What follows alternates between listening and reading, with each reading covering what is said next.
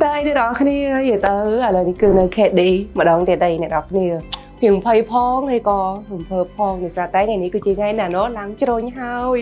ដល់គ្នាចូលនិយាយថាចាយីតើអ្វីដែលណាណោះរំពឹងនឹងគឺចិត្តបាននឹងបំណងប្រាថ្នាអញ្ចឹងមានតែរងចាំទាំងអស់គ្នាមើលថាផ្លាស់ប្ដូរបាញ់កម្រិតណាយីតើបន្ទាប់ពីសម្រាប់ចិត្តមកធ្វើហ្នឹងគឺក៏បានពិសាជាមួយនឹងដុកទ័រឬក៏លោកគ្រូពេទ្យគឺគាត់ផ្ដល់ព័ត៌មានខ្ញុំមកលម្អិតលម្អន់តែម្ដងដូចណាណោះប្រាប់ចឹងថាណាណោះធ្លាប់ខកចិត្តជាមួយនឹងការបូមខ្លាញ់ម្ដង